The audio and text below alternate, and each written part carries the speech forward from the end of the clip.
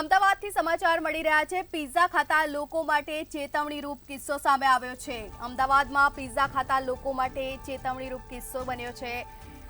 Pizza ખાતા સાવધાન થઈ જજો, કારણ કે પિઝામાંથી માનવનો વાળ નીકળ્યો છે। અનેકવાર ખાદ્ય ચીજોમાંથી અવારનવાર વસ્તુઓ નીકળવાનો બનાવ બને છે। આરપી પિઝેરિયામાંથી વાળ નીકળતા કોર્પોરેશનમાં ફરિયાદ દાખલ કરાઈ છે। વાડજમાં આવેલા આરપી પિઝામાંથી વાળ નીકળવાનો મામલો સામે આવ્યો છે। અમદાવાદમાં પિઝા ખાતા લોકો માટે આ ચેતવણીરૂપ કિસ્સો, માનવ વાળ નીકળ્યો, પિઝામાંથી વાળ નીકળવાનો મામલો સામે આવ્યો છે। અમદાવાદમાં પિઝા ખાતા લોકો માટે આ ચેતવણીરૂપ કિસ્સો, છેલ્લા કેટલાય દિવસોથી અવારનવાર ખાદ્ય ચીજોમાંથી જીવાત નીકળવાનો મામલો સામે આવે છે, ત્યારે આજે નવો એક મામલો સામે આવ્યો છે। પિઝામાંથી માનવ વાળ નીકળ્યા। આરપી પિઝેરિયામાંથી મંગાવવામાં આવ્યા હતા પિઝા, અને જેમાં વાળ નીકળવાનો મામલો સામે આવ્યો છે। વાડજમાં આવેલા આરપી પિઝેરિયામાંથી ઓનલાઈન મંગાવ્યા હતા પિઝા। પિઝા ખાતા લોકો માટે ચેતવણીરૂપ કિસ્સો સામે આવ્યો છે।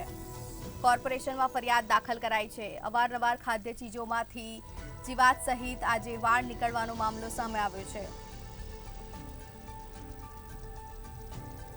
વધુ જાણકારી સાથે સંવાદદાતા મેહુલ દુધરેજા ફોન લાઈન પર જોડાઈ ગયા છે। મેહુલ, અનેકવાર ખાદ્ય ચીજોમાંથી જીવાત નીકળવાનો મામલો સામે આવે છે, ત્યારે આજે પિઝામાંથી માનવ વાળ નીકળ્યો, શું વધુ જાણકારી?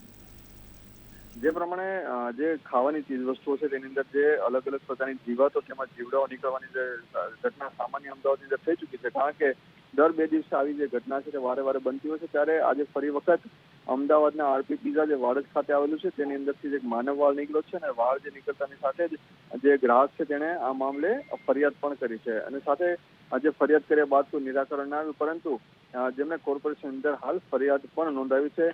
પરંતુ આ પ્રથમ વખત નથી આવી ઘટના જે વારે વાર થતી હોય છે, આ વારે વાર થતી ઘટનાઓ છે તેને લઈને જે લોકો છે તે પણ માંગ કરી રહ્યા છે કે આવા જે વસ્તુઓ વેચતા અને મોંઘી વસ્તુઓ વેચીને આવી હલકી ગુણવત્તાવાળી વસ્તુઓ વેચતા જે દુકાનદારો છે તેની સામે કડક કાર્યવાહી કરવામાં આવે તેવી માંગ છે, તો લોકોમાં ઉઠવા પામી છે।